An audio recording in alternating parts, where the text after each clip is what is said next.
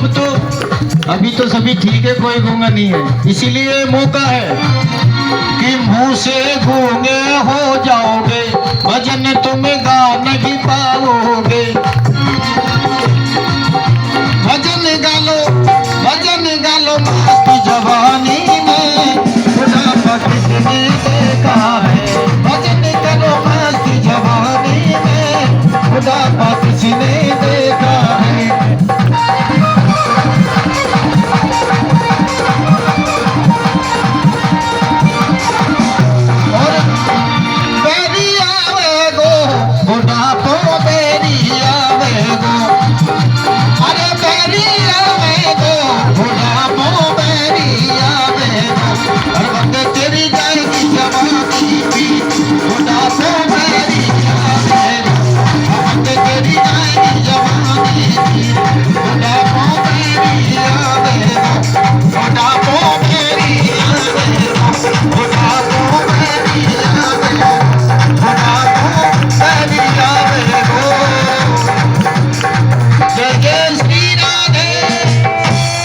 जय जय श्री राधे करवाते हैं तो सभी ऐसे किया करो।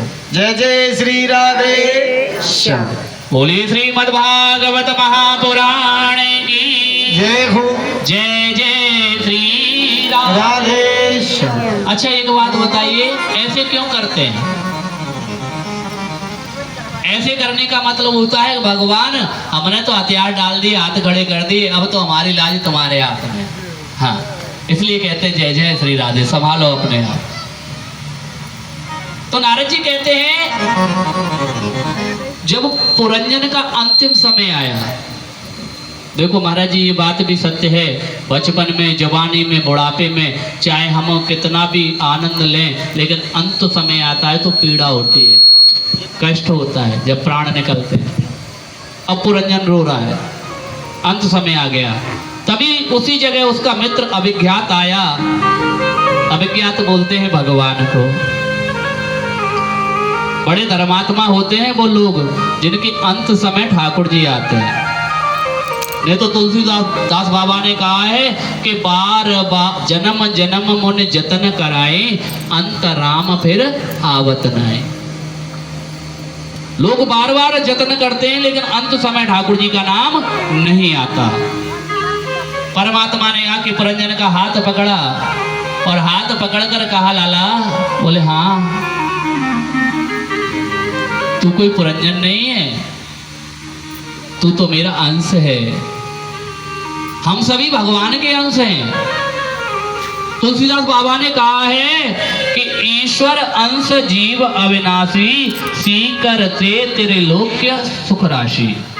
यानी कि ईश्वर अंश जीव अविनाशी, ईश्वर ईश्वर ईश्वर ईश्वर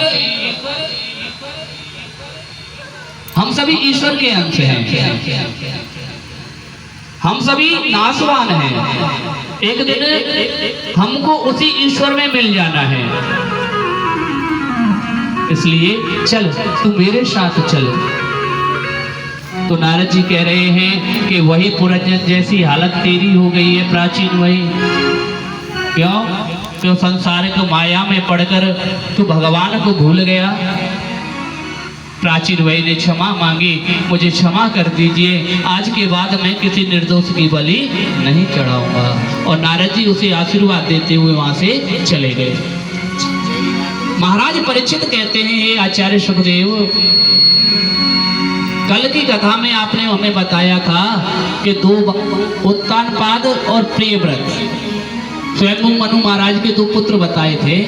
तो आपने उत्तानपाद के वंश का तो वर्णन किया, महाराज प्रियव्रत के वंश का वर्णन और सुनना चाहता हूं, मुझे उसके वंश का वर्णन कराइए। तो आचार्य सुखदेव कहते हैं, राजन परीक्षित, प्रिय माने होता है अच्छा प्यारा, व्रत माने नियम।